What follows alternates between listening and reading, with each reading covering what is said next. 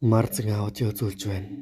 Хэрэв та бэлэн болоо нусаан тата шүлсэн залиг аимшигын өгүүллэг түшиг гэрлэлээ. 2026 оны хавар Монголын YouTube-ийн орчинд нэгэн дүүлэлт мэдээ гарсан нь YouTube-оор түшиг гэрлсэн тухай байлаа. Дээр аимшигын влог бодитэмэт мэдрэмж төрүүлсэн бичлэгээрээ танигдсан нэгэн.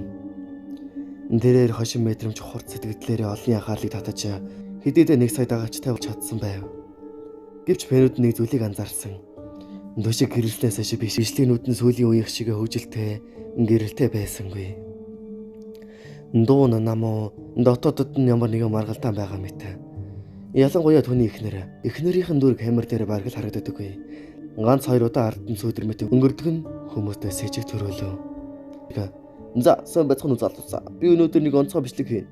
Өнгөрсөн 3 шөнө гэртмэн хачин зүйл боллоо. Эхнэр маань шөнө болгон дууд цэрдэг. Камер тавиад бичгэд юу ч харагддаггүй. Харин би амьд харж байгаа. Та надтай хамт хэрэг болоход тослол гэдэгт найдаж байна, guys. Түшиг гэж хэлэхэд түшиг нэрийнхээ онцлогны өрөөнд камер байрлуулж түшиг эхнэрийнхээ хажууд унтахаар орондоо оров. Гэхдээ тухайн бичлэгний дараагийн өглөө лайвын цаг болсон ч тэд ирсэнгүй. Түүнийг 3 хоногийн турш онлайнаар гарч ирээгүй фэнүүд нь санаа зовж эхэлсэн. Харин 4 дахь хоногт түүний сувгаар автоматар бичлэг хийж гисэн байв.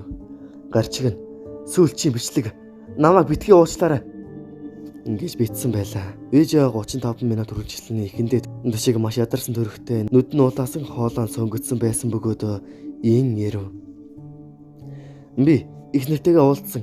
Тэр өрөөг одоо ч мартаагүй. Тэр нам гүм нэг л төрлийн соронзон хүчтэй эмэгтэй байсан. Эхэндээ бидний амьдрал төгс байлаа. Анхны шөнө хамт амьдарсан оройноос хойш бүгдгүй өөрчлөгдсөн. Тэр шөнө би түүнийг босоод толны өмнө зогсож байгааг харсан. Хамгийн амжигтай нь түүний тусгал толинд байхгүй байсан. Гэв. Видео тэндээс эхлэн сэгсээсэн камерын дүрсээ шивнэ. Хаалга чахрах шимээ. Яг л хинэгэн харагдахгүй хүн гэрт нь байгаа мэт сэтгэлдлүүд үргэлжлэнэ. Нэг өдөр түшиг хураас номын тавираас нэг хуучин дэвтэр олжээ. Дэнд эхнэрийнх нь гараар бичсэн он саргүй эмх замраагийн хуудснууд дараах үгс байсан гэдэг. Би түүнийг дуудаж эхэлсэн. Би ганцаараа байхаас залхсан. Тэр ирсэн. Одоо би жаргалтай. Харин энэ би минийх биш. Түшиг тэр өдөр дэвтрийг үзүүлэн лайв хийсэн бөгөөд үзэгчдийн тоо 10,000 хүрсэн байлаа. Ингээд стримээр нэг зүйл тохиосон.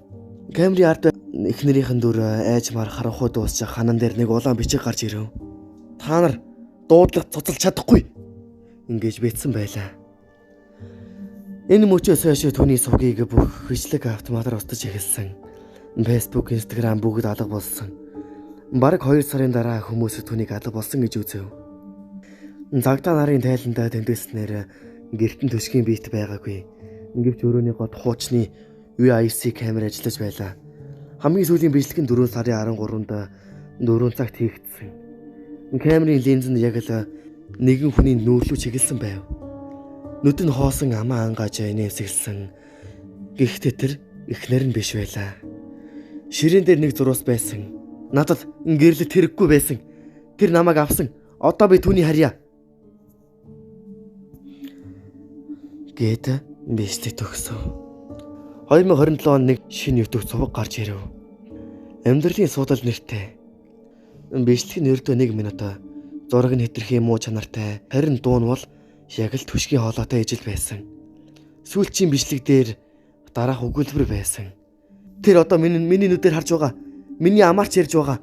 Чи дараагийнх нь ч байж магадгүй. Ингээд бичлэг төгсөв. Бичлэг таалагдсан бол лайк болон subscribe дараад гараарай.